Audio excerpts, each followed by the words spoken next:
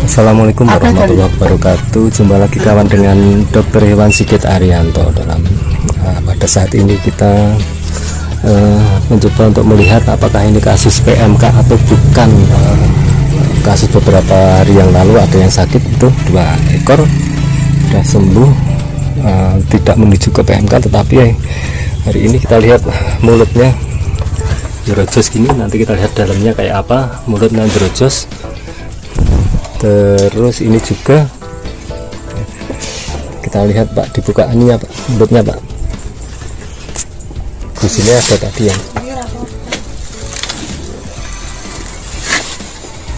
di sini ada yang merah. Nah, ini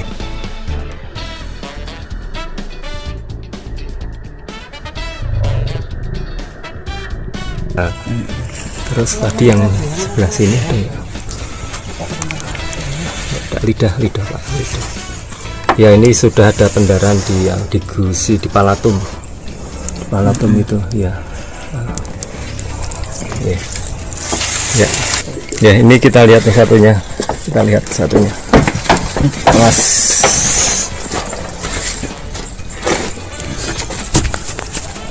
Itu udah masih coba ya. Udah kelihatan? Udah ini.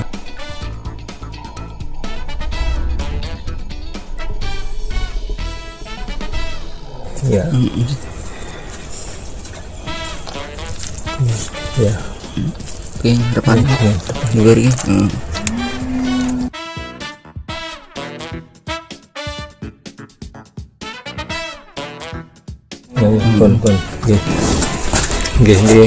Ini kena PMK pun udah masuk Pak. Jadi ini kena PMK, nanti kita obati. Sampun Bu. Kali-kali ya. Ya Allah. Kakinya belum kan, kakinya diobatin. Pengobatan penyakit mulut dan kuku karena penyebabnya virus adalah pengobatan suportif. Kita kasih vitamin, kemudian kasih penurun panas, ATP. Nanti kita evaluasi setelah beberapa hari. Kalau mulai terserang pastilah di daerah mulut, daerah lidah, gusi, kemudian palatum.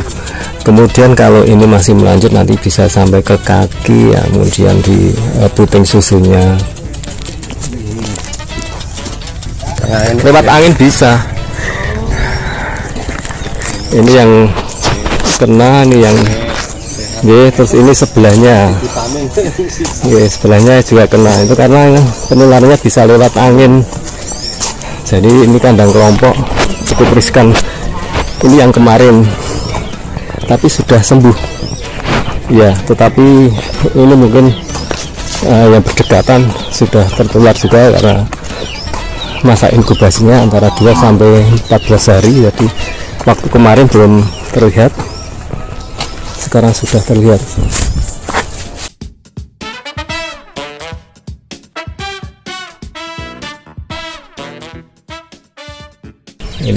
Ini ada ngereweh, ini darah mulut ya, ngereweh darah mulut itu juga. Kalau kita lihat anunya, ini pun lagi. Ya, kita lihat dalamnya.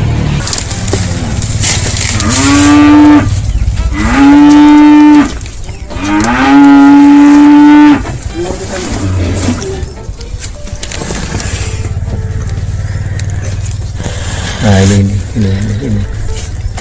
ini nah, ada bungkus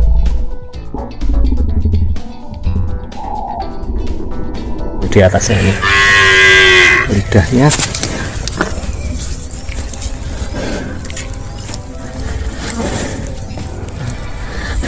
Di lidah belum terlihat, lidahnya belum terlihat,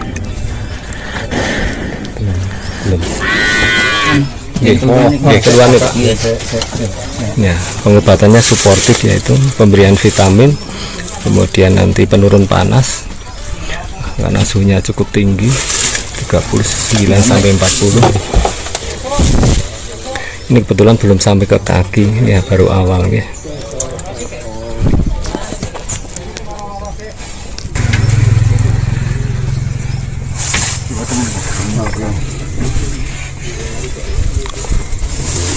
Niki adu mawon, Pak.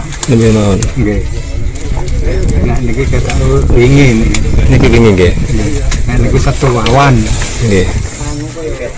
Sing pedet niku ngoten niku, Pak. Waduh pedet. Waduh nek pedet sakne. Iya niku sik kula kok waran jenengan niku. Nggih.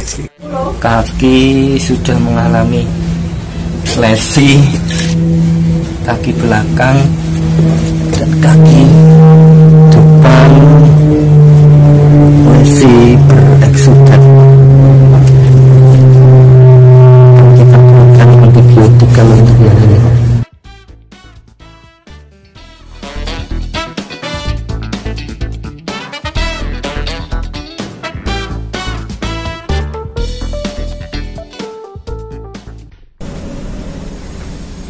Sobat semuanya, perlu kita ketahui bahwa penyakit mulut dan kuku itu sudah terjangkit di Pulau Jawa, kemudian di Aceh atau beberapa tempat yang sudah menginfeksi ternak-ternak kita. PMK ini menyerang pada hewan dominansia, terutama yaitu hewan yang berkaki belah, yaitu pada kerbau, sapi, kambing, domba, juga pada babi. Penyakit ini disebabkan oleh virus. Jadi biasanya untuk gejalanya biasanya demam tinggi bisa 39 sampai 41, kemudian hipersalivasi atau ngereweh istilahnya. Bedanya dengan gomen, ini ngerewehnya di mulut, teman-teman semuanya. Terus kalau kita lihat di mulutnya itu ada lepuh-lepuh, kadang ada lesi, kemudian terjadi slogging atau pengelupasan baik itu di lidah ataupun di gusi atau di rongga mulutnya, sehingga sapi tidak bisa makan atau tidak mau makan. Selain itu kerugiannya sebenarnya untuk sapi itu kematiannya sebenarnya cuma sampai 10% untuk yang dewasa, untuk pedet bisa sampai 20%, sehingga angka kematiannya tidak terlalu besar, tetapi kerugian materialnya atau secara ekonomi itu akan sangat besar sekali ya, karena tingkat penularannya bisa 100%. Jadi bila suatu tempat atau di kandang, misalnya kandang kelompok tempat kami itu ada satu saja yang kena, otomatis kemungkinan besar semuanya bisa tertular. Penularannya lewat apa? Ada beberapa cara penularan PMK atau penyakit mulut dan kuku. Diantaranya adalah yang pertama adalah lewat aerosol atau lewat udara, dan ini yang paling sering terjadi dan mudah sekali menular dengan yang lainnya. Kemudian yang kedua adalah antara hewan atau kontak langsung. Jadi hewan yang terinfeksi kemudian kontak dengan hewan yang lain, bisa melalui kotorannya, bisa melalui cairan dari rewehnya itu, kemudian personal artinya dari yang punya, kemudian dia mengurusi sapi atau berkunjung ke tempat yang lain dan kontak dengan sapi, bisa juga kendaraan atau media-media lain yang bisa mengandung virus, bisa menularkan ke sapi yang lain. Sehingga dengan kondisi seperti ini akan terjadi penularan yang cukup cepat dalam suatu radius tertentu. Otomatis penanganannya harus benar-benar cepat dan tepat. Yang pertama adalah paling bisa kita lakukan adalah dengan isolasi. Jadi untuk sapi yang sudah terindikasi kena, itu harus diisolasi, tidak boleh kontak dengan yang lain, tidak dipindah tempatkan, dan dilakukan desinfeksi rutin. Terus bagaimana yang belum terkena? Yang belum terkena adalah penggunaan desinfektan pada kandang ataupun hewannya tersebut, itu adalah untuk saat ini adalah sangat dianjurkan. Dan untuk yang sapi yang terkena, kemudian lingkungan yang terkena harus dilakukan desinfeksi rutin, bisa sehari 2 atau 3 kali. Desinfeksi itu tujuannya adalah untuk menghindari atau untuk menghilangkan kuman atau virus yang ada di lingkungan. Desinfeksi itu atau biosecurity harus dilakukan secara ketat, misalnya di suatu kandang atau di kandang kelompok. Orang yang datang itu harus dilakukan desinfeksi, orang yang keluar juga harus dilakukan desinfeksi. Dilakukan pelarangan jual beli ternak di lokasi yang di lockdown atau yang disterilkan. Jadi ada beberapa area yang tidak boleh terjadi jual beli, karena menjual berarti menyebarkan penyakit ke daerah lain. Kemudian biosecurity itu ada 3, yaitu biosecurity tempat harus disterilkan atau didesinfeksi setiap hari. Kemudian orang yang menangani tempat tersebut, kemudian hewannya juga harus dilakukan.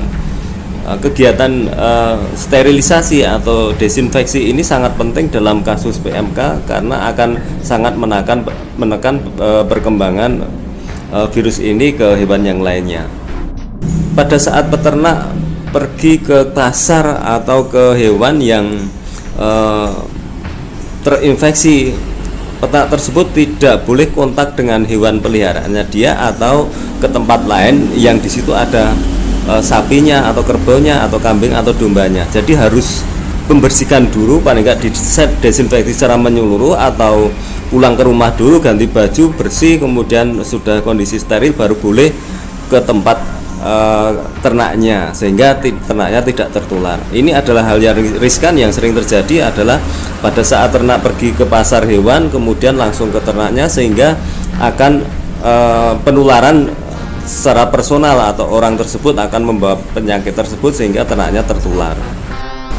Karena penyebabnya virus, sehingga pengobatannya sebenarnya adalah pengobatan suportif, yaitu dengan memberikan vitamin atau suntikan ataupun mineral juga boleh yang ada ADE-nya, ataupun dijemur untuk penanganannya seperti mirip seperti COVID itu ya, dijemur paling enggak sampai jam 10 atau jam setengah 11.